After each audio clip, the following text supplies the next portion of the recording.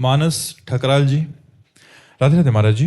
महाराज जी, मैं ईश्वर के प्रति इस प्रकार समर्पण कैसे करूं कि मेरी हर इच्छा पूरी भी हो जाए और मैं ईश्वर का प्रिय भी बन जाऊं? नाम जप करो। नाम जप से बुद्धि पवित्र होती है। सजेत हरिवंश चंद्र नामोच्चार वर्धित सुबुद्धि। जब हम भगवान का नाम जप करते हैं तो हमारी बुद्धि में सुबुद्धि प्रकट होती है।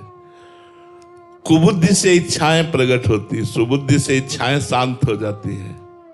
जब कुमति होती है तब विषय भोगों की इच्छा जागृत होती है। जब सुमति होती है तो धर्म, सत्य, नियम, भगवान, इनमें हमारी बुद्धि लगती है। हमारी इच्छाएं क्या हैं? व्यर्थ की इच्छाएं हैं, बेकार की इच्छाएं हैं। भगवान से प्रार्थना करो कोई इच्छा ही ना रह जाए। भगवान से प्रार्थना करो, नाथ आप ऐसी कृपा करो कि मेरे अंदर कोई इच्छा न रह जाए, आपके भजन के सिवा, आपकी प्रीति के सिवा, आपके धर्म पालन के सिवा मेरे अंदर कोई इच्छा न रहे। अगर इच्छा है तो आपसे मिलन की हो, इच्छा है तो आपके भजन की हो, इच्छा है तो आपकी इच्छा का पालन करने के लिए हो। अपनी इच्छाएं तो बहुत यार घटिया है, बहुत घटिया इच्छा है। रुपया मिल जाए, भोग मिल जाए, ये मिल जाए, वो सब यही रह जाएगा।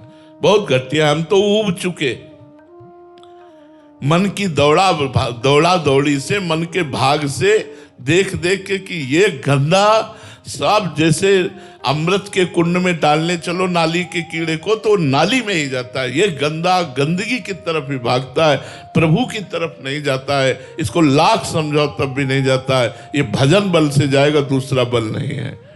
जब तक भजन नहीं करोगे तब तक बात नहीं बनेगी। खूब नाम जप करो। इसीलिए जय जयकार है कलयुग की, जिसमें नाम के प्रताप से सब साधनों को शून्य करके और अंक के रूप में नाम विराजमान है और बेड़ा पार हो जाता है। ये कलिकाल मलायतन मन कर देख विचार, श्री रघुनाथ नाम बिन नाहि नान आधार। भगवान का नाम ले लिया, सब बात बन गई। खूब नाम जप करो, भजन करो, भजन से सब ठीक हो जाएगा। जी हरियाणा से। राधे राधे महाराज जी। महाराज जी, आप कह रहे हैं कि आपकी पत्नी पहले मीठी मीठी बातें कहकर मुझे वृंदावन वास के लिए ले आई और हमारा घर तो गुड़गांव में है और पहले मैं उसकी पहले नंबर पे आता था। अब वो धीरे धीरे मैं पीछे जाता जा रहा हूँ। वृंदावन धाम और ठाकुर जी आ रहे हैं। जब वृंदावन लेके आई थी तो कहती थी यहाँ तो बस सोना और पड़े रहना, तुम्हारा भजन ही है। अब फिर कहने लगी एक माला करो, फिर कहने लगी भजन नहीं किया तो क्या फ़ायदा, फिर कहने लगी ठाकुर जी के दर्शन नहीं किया तो क्या फ़ायदा। अब कहने लगी है कि साधु संतों के दर्शन करने चाहिए। अब महाराज जी, मैं ना ऐसा लग रहा है मैं धीरे धीरे फंसता जा रहा हूँ, मतलब वृंदावन में। कौन है यार? बड़ी कृपा है जो तुम्हें ऐसी पत्नी मिली, बड़ी कृपा है जो तुम्हें ऐसी पत्नी मिली। ये आपकी पत्नी भक्ति स्वरूपा है जो आपको क्रम से धीरे धीरे भगवान के नजदीक ला रही है। अब हम तो कहते हैं आपको मन से प्रणाम करना चाहिए अपनी पत्नी को और गर्व करना चाहिए कि भगवान ने मुझे ऐसा जीवन साथी दिया जो मुझे भगवत मार्ग में ले आई, जो मुझे सत्य के मार्ग में ले आई, मेरा जीवन सार्थक कर दिया। कहाँ संसार और कहाँ वृंदावनवास, कहाँ संसारिक पुरुषों का दर्शन, कहाँ वैष्णवों का दर्शन। ये तो आपके ऊपर विशेष कृपा है। तो आपकी पत्नी को हम प्रणाम करते हैं और भगवान से प्रार्थना करते हैं कि उसकी बात आप माने, ऐसी आपकी सद्बुद्धि हो, आप उसका विरोध न करें। बहुत अच्छे, बहुत अच्छे हैं जो सतमार्ग में आपको लगा दिया। शरीर तो छूटना ही है, अगर धाम में छूटा तो भगवत प्राप्ति हो गई, नाम जपते हुए छूटा तो भगवत प्राप्ति हो गई। साधु समागम से ये दो बातें प्राप्त होती हैं, भगवान की शरणागति और भगवान के नाम में प्रेम। बहुत कृपा है आप पर। ऋचा मिश्रा जी झारखंड से। राधे राधे महाराज जी। महाराज जी, आपके चरणों में कोटि कोटि प्रणाम। महाराज जी, क्या श्री जी के लिए सच्ची भक्ति, प्रेम, व्याकुलता पूर्ण जन्म के भजन या गुरु कृपा से मिलती है या कोई और कारण है? अगर पूर्व में भजन किया है तो वो भी सहयोगी होता है, लेकिन इसमें प्रधान बात होती है, यह गुण साधन ते नहीं होई, तुम्हारी कृपा पाओ कोई कोई।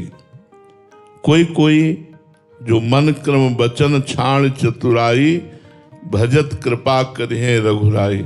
जो मन से, वचन से, कर्म से भगवान की शरण में होकर निरंतर भगवान का सुमिरन करता है, सुमिरन करते करते उसके मल विक्षेप आवरण नष्ट हो जाते हैं और वो व्याकुल हो उठता है प्रभु के लिए। तो ये भगवान की कृपा हुई कि उसका साधन से प्रेम हो जाए। पहले साधन में प्रेम होना चाहिए। जो हमें नाम रूपी साधन, संत समागम रूपी साधन, ठाकुर सेवा, शास्त्र स्वाध्याय, समाज सेवा, परिवार की सेवा, ये सब कृष्णार्पणम वस्तु से हो, भगवद अर्पित करने के लिए, और निरंतर नाम जप हो, तो पूर्व जन्म का भजन अगर है तो फिर वो बचपन से भजन में लगा देता है। या कोई भोग की आकांक्षा से भ्रष्ट हुआ योगी है तो पहले भोग प्राप्त होता है, फिर उस भोग से उसे वैराग्य होता है, तब भजन में लग जाता है। लेकिन प्रेम ये केवल कृपा से प्राप्त होता है। इसका जन्म जन्मांतर के भजन से कोई तात्पर्य नहीं है। वो हो सकता है थोड़े दिन के भजन में प्रेमी बन जाए, उसकी ऐसी लगन लग गई, ऐसे महापुरुष की कृपा हो गई, ये कृपा संज्ञक है। बिना कृपा के प्रेम प्रकट नहीं होता। इसमें साधन का अहंकार भी जब गलित हो जाता है और ये अनुभव होता है कि केवल प्रभु की कृपा से प्रभु का नाम जप हो रहा है, प्रभु की कृपा से प्रभु के संतों का संग मिल रहा है, प्रभु की कृपा से प्रभु में हमारा चित्त लग रहा है, ये तब प्रेम प्रकट होता है। व्याकुलता तद स्मरणेन परम व्याकुलतेति। भक्ति का स्वरूप देवर्षि नारद जी ने बताया। तदर्पिता अखिलाचारिता तद स्मरणेन परम व्याकुलतेति। समस्त आचरण भगवान के अनुकूल हो और एक क्षण के लिए भी विस्मरण होने पर हमारे हृदय में परम व्याकुलता जागृत हो जाए। जैसे मछली को जल से निकालो तो तड़पने लगती है जल के लिए, ऐसे भगवत स्मरण हमारा एक तार चले, थोड़ा भी विस्मरण हुआ तो व्याकुलता, प्राण व्याकुल हो जाए। अरे विस्मरण कैसे हो गया, तब जाकर के प्रेम का प्रादुर्भाव होता है। अजीब माहेश्वरी जी गाजियाबाद से। महाराज जी, भगवान की इच्छा में अपनी इच्छा मिलाने को कैसे समझें? पहले भजन करो। भजन करते करते जब अहंकार भगवान के चरणों में समर्पित हो जाता है तब होता है ये। हृदय में प्रेरणा हुई और प्रेरक रघुवंश विभूषण वो वही करता है, वो सिद्ध पुरुष होता है। साधक को हृदय की प्रेरणा के अनुसार नहीं करना चाहिए। हृदय की प्रेरणा को शास्त्र और संतों की वाणी से जांचना चाहिए। शास्त्र प्रमाणित प्रेरणा है तो करेंगे, शास्त्र प्रमाणित नहीं तो नहीं करेंगे। सिद्ध पुरुष या मूर्ख पुरुष दो ही हृदय की प्रेरणा से चलते हैं। मूर्ख है, उसको ज्ञान नहीं, तो जो मन में आया सो कर बैठा। सिद्ध पुरुष वो भगवान की प्रेरणा जो होगी वही वो करेगा। उसके हृदय में कोई संकल्प विकल्प नहीं होता। हम बीच वालों को जो संकल्प विकल्प वाले हैं, तस्मात् शास्त्रम प्रमाणन्ते कार्याकार्यो व्यवस्थितो। कार्य और अकार्य, विधि और निषेध करना चाहिए या नहीं करना चाहिए, इसकी जांच शास्त्रों से या संतवाणी से करनी चाहिए। अगर वो संतवाणी और शास्त्र से मिलती हुई बात है तो हम करेंगे, वो विधि है। अगर नहीं मिलती तो वो निषेध है, हम नहीं करेंगे। हृदय की प्रेरणा के अनुसार सिद्ध पुरुष चलता है। साधक को शास्त्र आज्ञा के अनुसार चलना चाहिए। रामजी लाल हरियाणा से। राधे राधे महाराज जी। महाराज जी, आपकी कृपा से असीम आनंद का अनुभव कर रहा हूँ। महाराज जी, पर एक शास्त्रों में दो वाक्य एक दूसरे के विपरीत से लग रहे थे, इसलिए उसका सत्य जानने के लिए आपके पास आया हूँ।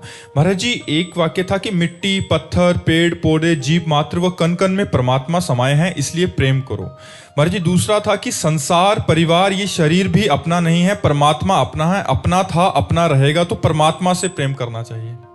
पहली बात समझना है, पहला जो शब्द है वो सिद्ध पुरुष का है, दूसरा जो शब्द है वो साधक के लिए है। विरोधाभास नहीं है, आप समझ नहीं पा रहे। प्रारंभिक साधक को सबकी ममता ताग बटोरी, मम पद मन ही बांध बरडोरी।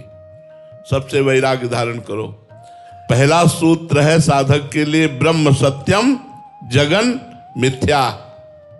उसी वाक्य को ये कहा गया है कि सबसे हटाओ असंगो हम पुरुषा, सबसे संग हटाओ, सबका राग मिटाओ, सबकी मोह ममता मिटाओ, एकमात्र भगवान में लगाओ। और जब भगवान में लग गई तो जिधर देखता है उधर भगवान नजर आते हैं। जड़ चेतन जग जीव जत सकल राम में जान। अब वो सब में भगवान, कण कण में भगवान देखता है। अब वो अनुरागी हो गया है, अब वैरागी नहीं, अब अनुरागी हो गया है। लेकिन अनुरागी होने के पहले वैरागी होना पड़ेगा। वैराग्य संपूर्ण चराचर जगत से असंग होकर एकमात्र भगवान के नाम रूप लीला धाम में रत रहना, सब में भगवान की भावना करके सेवा करना, अपना सांसारिक संबंध न रखना, तब जाकर के आध्यात्मिक स्थिति आती। एक स्थिति का वर्णन और एक साधना का वर्णन है, तो इसमें विरोधाभास क्या है, समझ पाए आप जी।